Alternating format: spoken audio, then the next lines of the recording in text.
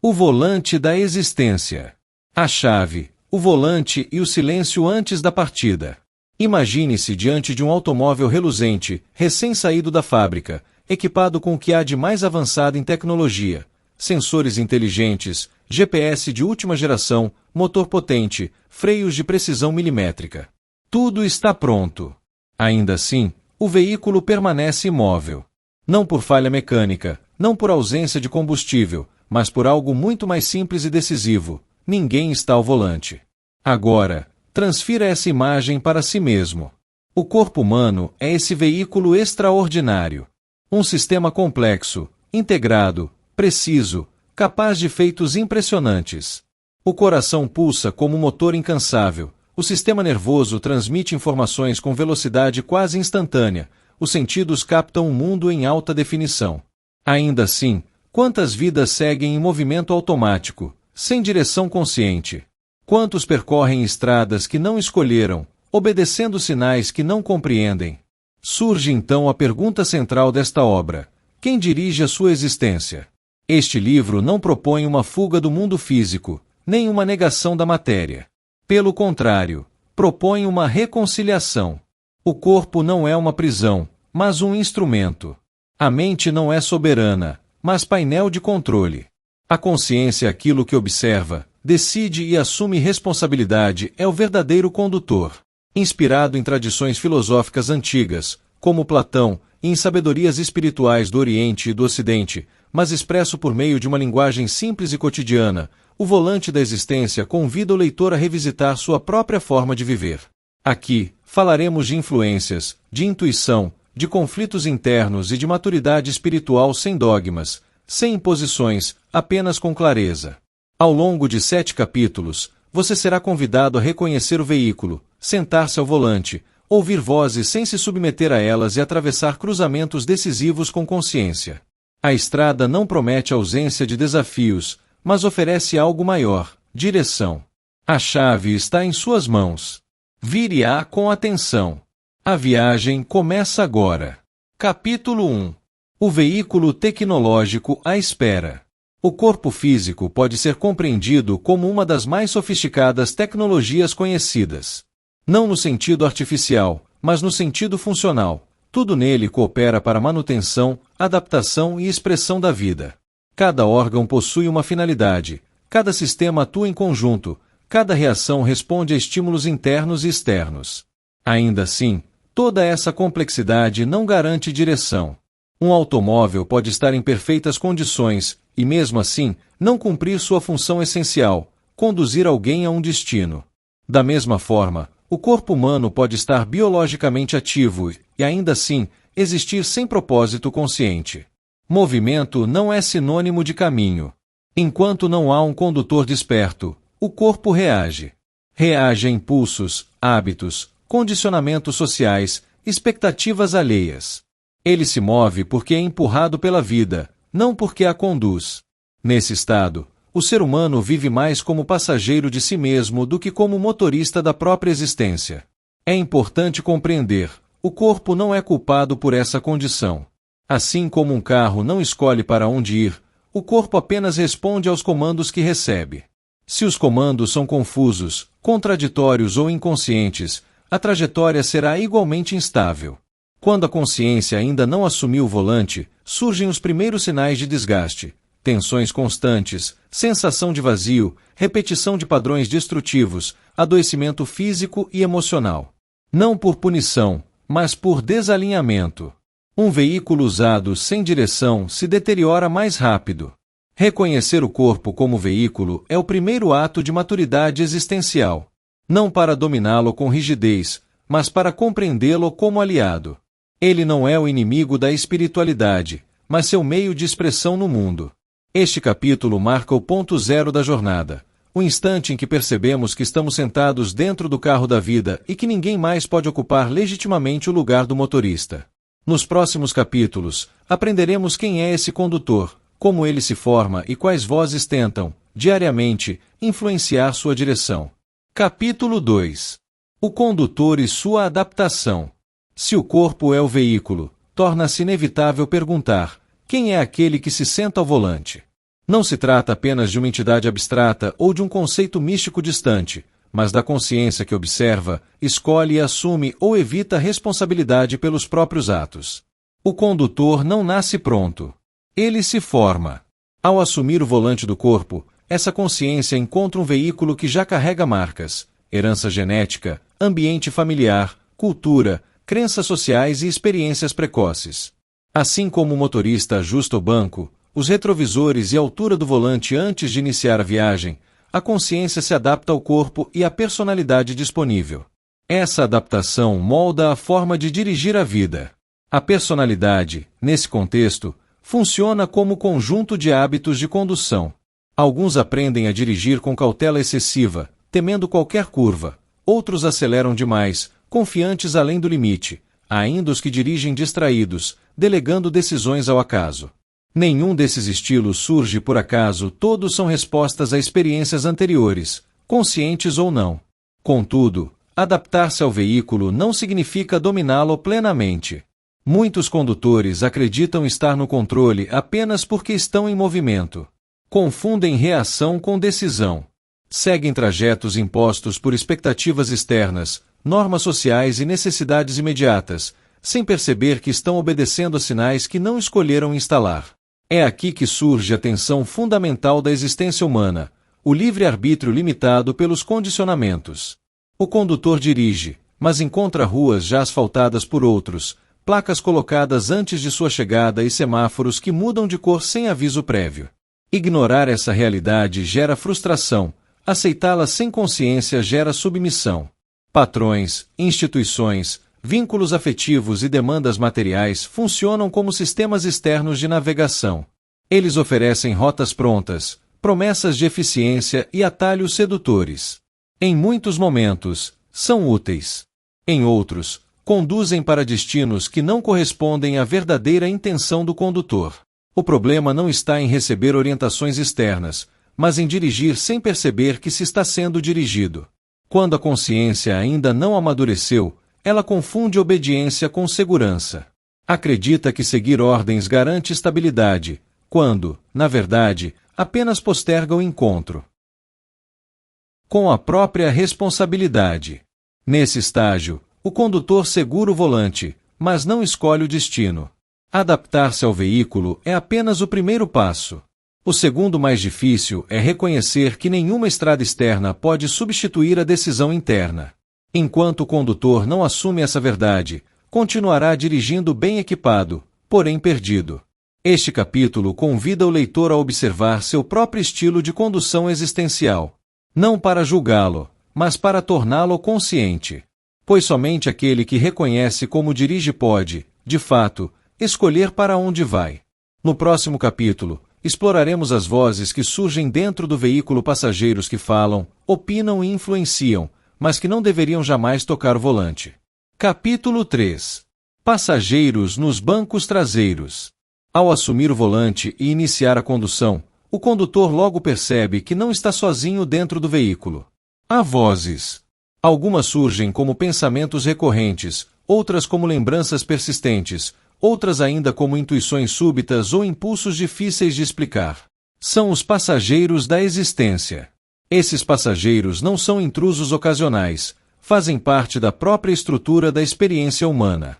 Memórias do passado, crenças aprendidas, expectativas alheias, desejos não resolvidos e até imagens idealizadas do futuro ocupam assentos invisíveis no interior do veículo. Cada um fala a partir de sua posição, alguns sentados próximos, outros relegados aos bancos traseiros ou mesmo à carroceria simbólica da mente. A posição importa. Passageiros nos bancos traseiros representam conteúdos mais distantes da consciência imediata. São influências sutis, muitas vezes inconscientes, que se manifestam como reações automáticas, medos difusos ou entusiasmo sem causa aparente. Já aqueles que se amontoam na carroceria são pensamentos periféricos, ruídos mentais, opiniões passageiras que fazem barulho, mas raramente oferecem direção consistente. Há também passageiros que acreditam saber o caminho melhor que o condutor. Falam alto, insistem, criticam cada decisão tomada.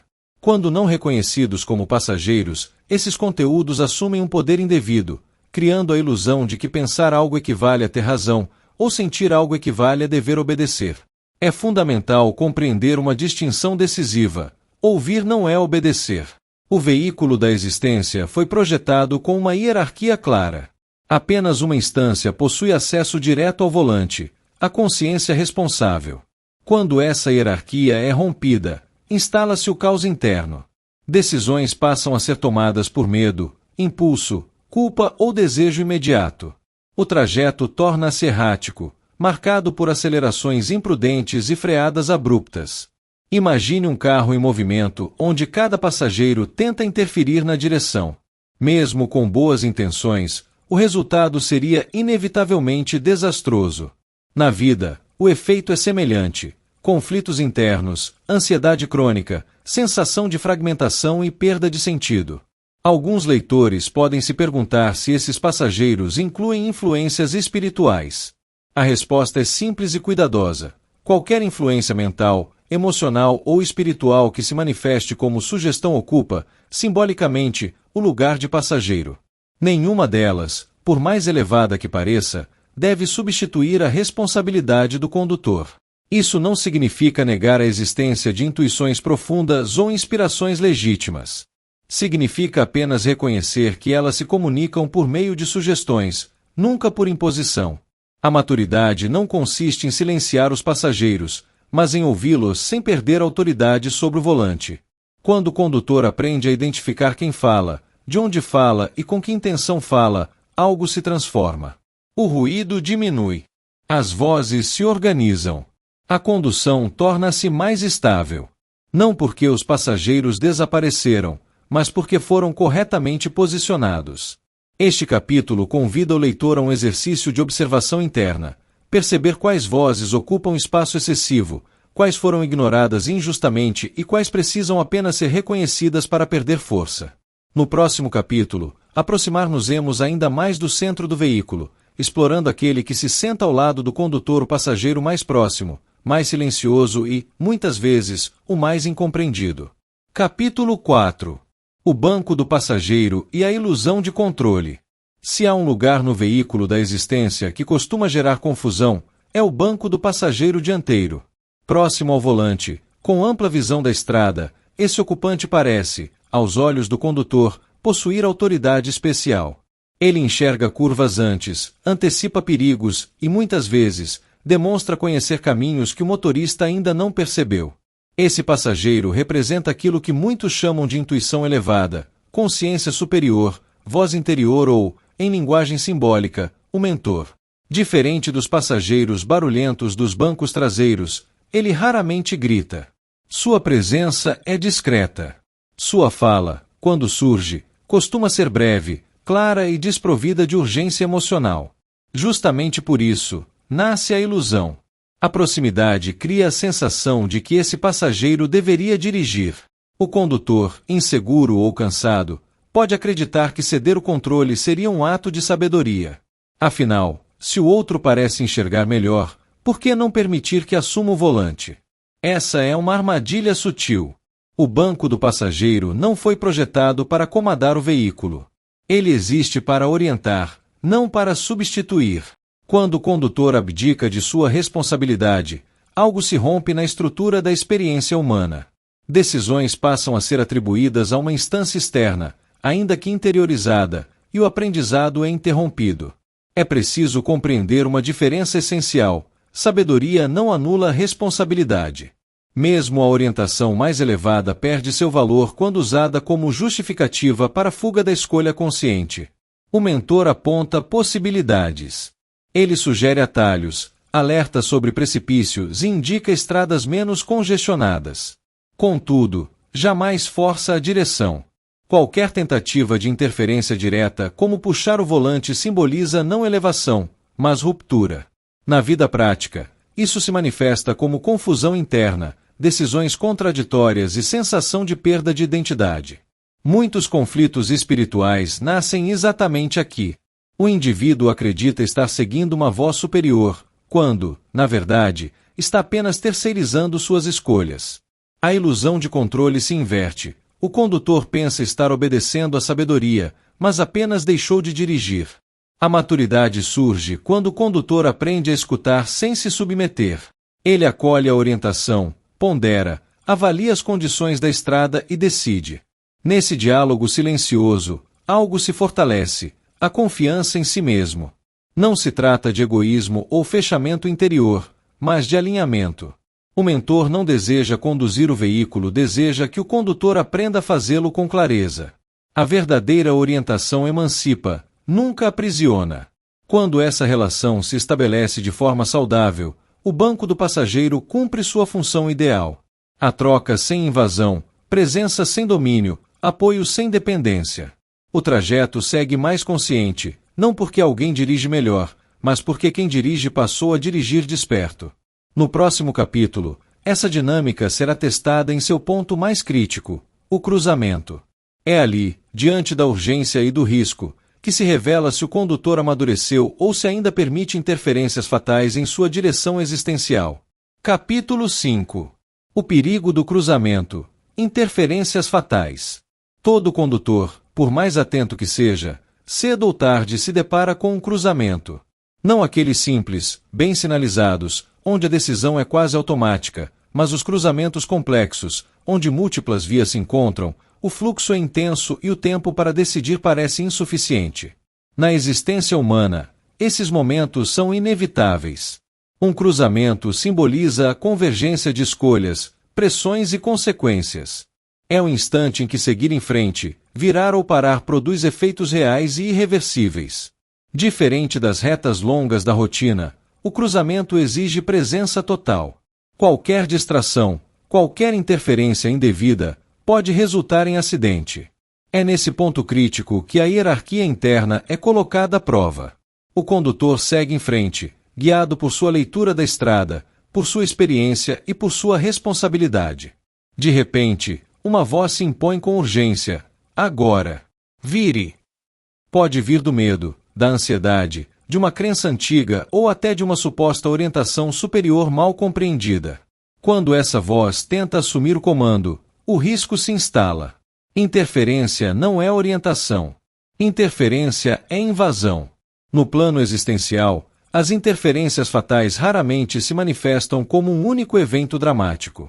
Elas aparecem como decisões precipitadas, mudanças bruscas sem assimilação, rompimentos impulsivos ou entregas cegas de autoridade. O resultado não é apenas um erro de percurso, mas uma ruptura interna, perda de eixo, confusão prolongada, crises profundas de sentido. Assim como em um acidente de trânsito, o problema não está apenas no impacto inicial, mas nas consequências que se desdobram. O veículo pode até continuar funcionando, mas desalinhado. A direção puxa para um lado, os freios respondem mal, o painel acusa falhas constantes. Na vida, isso se traduz em cansaço crônico, repetição de padrões destrutivos e sensação de estar sempre corrigindo o rumo. É importante esclarecer: nenhuma consciência externa real ou imaginada tem legitimidade para assumir o volante no momento do cruzamento. Quando isso acontece, não se trata de elevação espiritual, mas de abdicação da própria soberania. Mesmo intenções bem intencionadas, quando impostas, produzem desordem. Muitos confundem crise com punição. No entanto, a crise é, frequentemente, apenas o efeito de uma quebra de hierarquia interna. Quando o condutor se ausenta no momento decisivo, o sistema entra em colapso temporário para sinalizar o erro.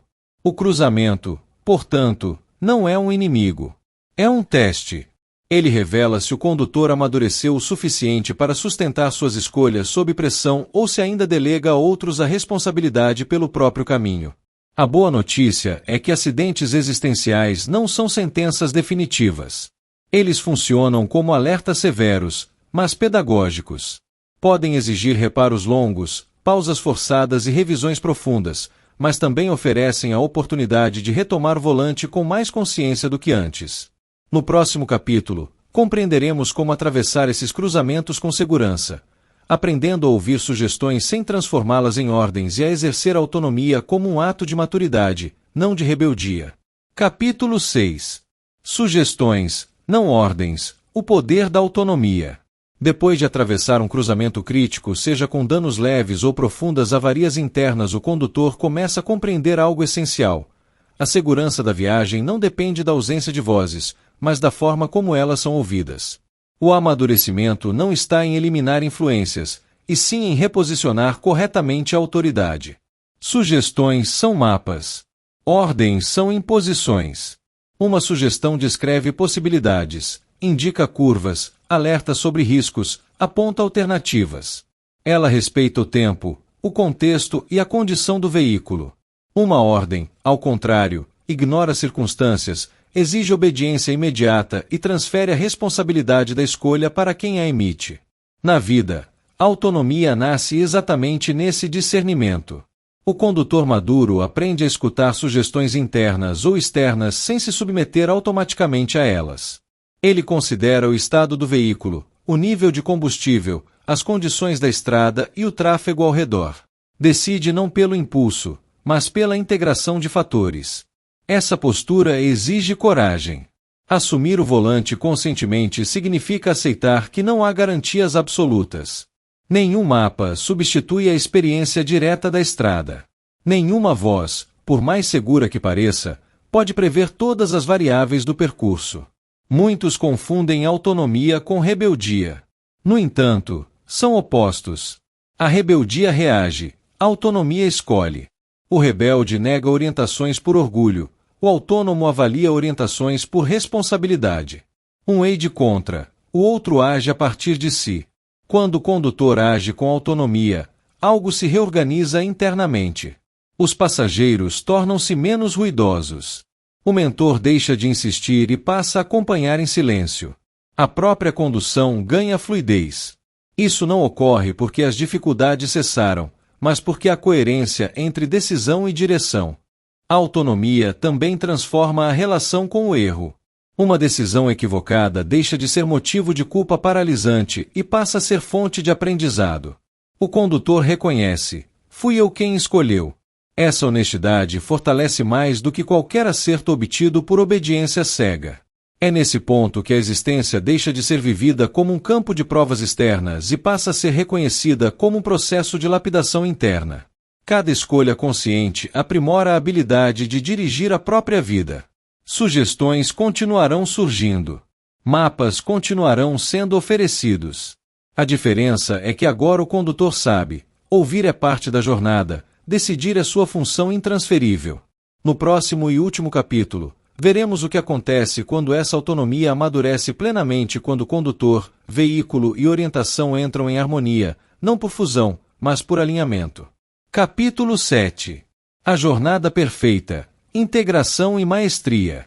Chega um momento na trajetória em que o condutor percebe algo sutil, porém decisivo: dirigir deixou de exigir esforço constante.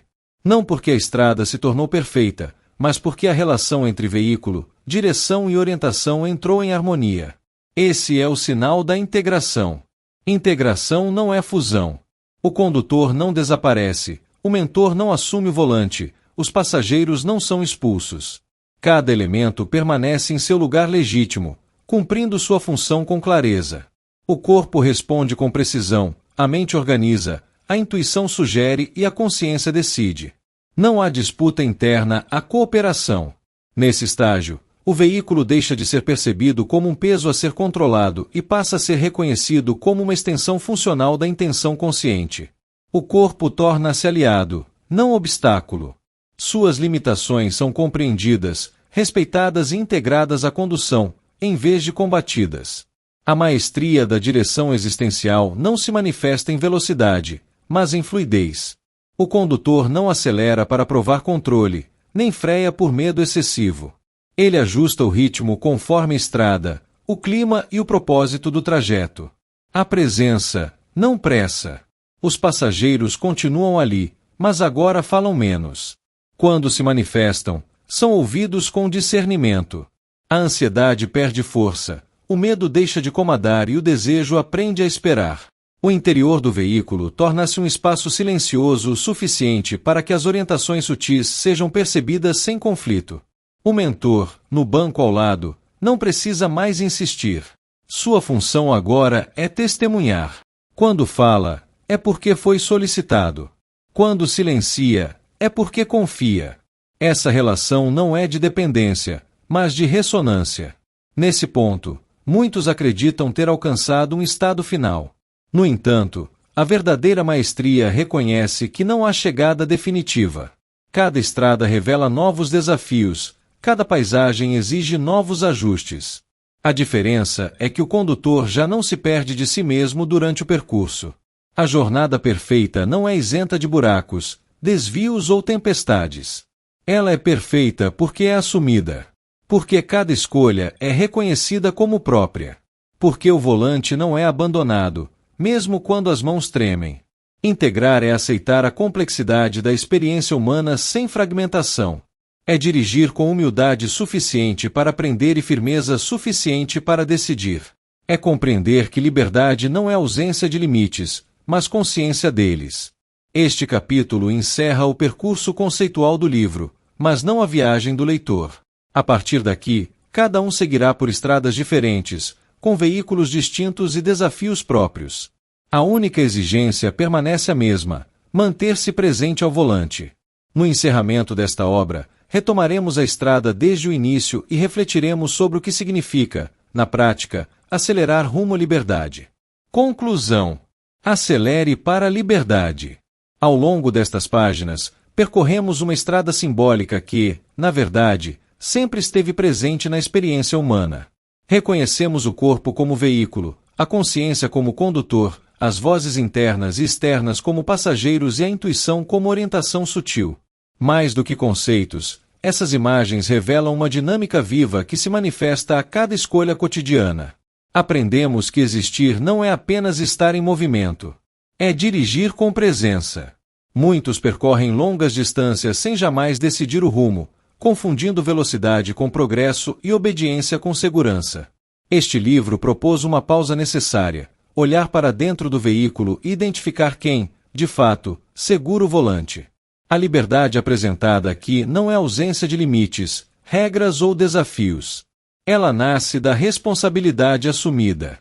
Quando o condutor aceita que nenhuma força externa pode substituir sua decisão consciente, algo se reorganiza. A vida deixa de ser um campo de reações e passa a ser um espaço de escolhas. Os cruzamentos continuarão surgindo. Nenhuma jornada humana está isenta de momentos críticos, dúvidas profundas ou riscos reais. A diferença está na postura diante deles. Um condutor desperto não busca garantias absolutas, mas clareza suficiente para agir com coerência. Ele sabe que errar faz parte do caminho, mas abandonar o volante é o único erro que compromete toda a viagem. A metáfora do automóvel se encerra aqui, mas sua aplicação permanece ativa. A cada decisão, você pode perguntar a si mesmo: estou reagindo ou escolhendo? Estou ouvindo sugestões ou obedecendo ordens? Estou presente ao volante ou apenas sendo levado? Acelerar para a liberdade não significa pressa. Significa compromisso. Compromisso com a própria consciência, com a integração do corpo e da mente, com a escuta sem submissão e com a coragem de decidir mesmo na incerteza. Que esta obra não seja um ponto de chegada, mas um lembrete constante. A estrada da existência não exige perfeição, exige presença. O veículo está pronto, o caminho se revela passo a passo e o volante permanece onde sempre esteve, em suas mãos. Siga adiante com atenção. Dirija com sabedoria. A liberdade não está no destino, ela acontece durante a condução. Agradecimentos. Nenhuma obra nasce isolada. O volante da existência é resultado de uma travessia interior sustentada por encontros, apoios e silêncios compartilhados. Agradeço, primeiramente, a Deus não como conceito distante, mas como fonte viva de inspiração, consciência e sentido, cuja presença silenciosa orienta cada passo quando o volante é assumido com responsabilidade. Aos meus mentores espirituais, minha gratidão pela orientação discreta, jamais impositiva, que respeita a liberdade e fortalece a autonomia. A verdadeira ajuda é aquela que não substitui, mas amadurece. A minha esposa, companheira de jornada, agradeço pelo amor firme, pela escuta paciente e pela presença constante inclusive nos momentos de dúvida, pausa e reconstrução. Toda estrada se torna mais humana quando compartilhada. Aos meus filhos, minha gratidão profunda. Vocês são lembrança diária de propósito, responsabilidade e renovação. Em cada um de vocês, a vida ensina novamente a dirigir com cuidado e coragem. Aos familiares, amigos e a todos que, direta ou indiretamente, contribuíram com apoio, diálogo ou simples presença, deixo meu reconhecimento. Nenhuma direção se sustenta sem vínculos verdadeiros. Este livro também agradece ao leitor. Ao aceitar percorrer estas páginas, você se torna parte da jornada e confirma que a reflexão consciente ainda encontra espaço em um mundo apressado. Que cada um siga sua estrada com clareza, responsabilidade e liberdade. Trabalho realizado por Sérgio Teles.